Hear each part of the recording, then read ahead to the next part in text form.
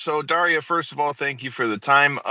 My question, first of all, with us covering pro wrestling and the combat sports, with you coming fresh out of WWE, what made Invicta the right place for you to go, and how do you feel about being associated not only with MMA but being able to be associated with an all-female promotion? And since you said that you have a few names that you're looking forward to, Deanna Bennett was one that struck out to me. But what are some of those names, and are some of them some of the prospects like Zoe Nowicki that they have in Invicta FC?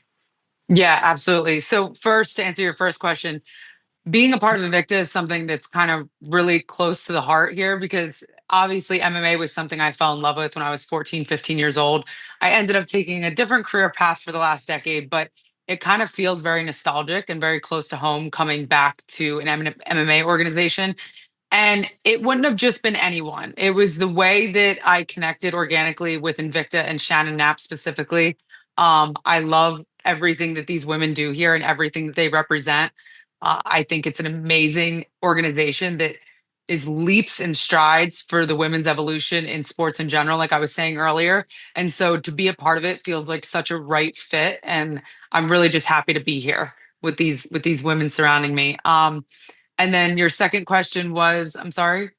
My second question was, you mentioned that there were some names that were sticking out to you. Obviously, Yeah. Deanna Bennett being the vet that she is for Bellator, that's one that jumps out off the card to me. But I also asked if you know much about some of the prospects that they have in the company, like a Zoe Nowicki. So I'm not gonna lie, I was doing my homework here, and as I was watching some of these girls fight, Quinn Williams was someone who really stuck out to me. Nice. She's only had a few pro fights.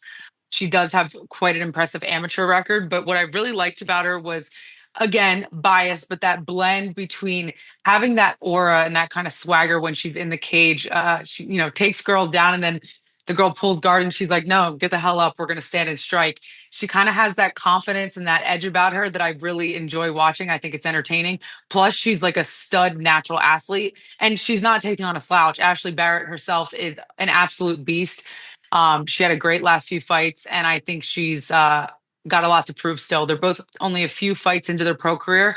So that's going to be my pick for my kind of underdog match of the night. So I had one other question for you. So with obviously with you coming from the world of pro wrestling and me being in with both worlds myself, one thing that I've always thought that not just MMA but boxing and a lot of them could use that would be helpful from the world of pro wrestling and with what we've seen with Dana White putting his head with the TKO thing. What are your thoughts on, do you remember the old school entrances like they used to have in the UFC, like where they used to have the octagon and the ramp and all that stuff that they'd walk down to? I would love to see some of the entrances, kind of find its way back to MMA, give it a little more pageantry. You coming from wrestling back to MMA, what are your thoughts on that? Listen, again, might be biased, but I love the glam and the glory. I'm all, listen, you need to back it up. The second that you get in the cage and that door locks, you have to be able to back it up, or else none of that's cool, right? We're athletes at the end of the day. But when you come in with a little edge about you, you can, talk some shit in your way in. Like I'm all about that because at the end of the day, we're selling tickets and we're making stars.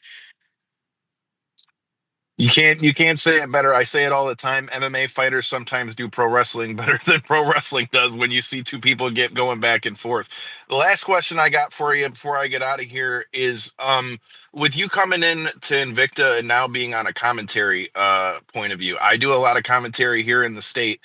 With that being said, how much footage are you having to watch for this? Do you find yourself having to kind of like re-put yourself up on things so you can know the different transitions? Have you trained the whole time you were in WWE so you're still sharp on it? How much has gone into that with the whole commentary role? So yeah, I've gone back and I've been watching a lot of MMA. My wife currently hates me because we get into bed at night and I have like my iPad, my phone. I'm like taking notes while I'm watching because I really want to do it justice. And have watched Megan and Julie do it weekly and I mean at each show and I watch how great of a job they do.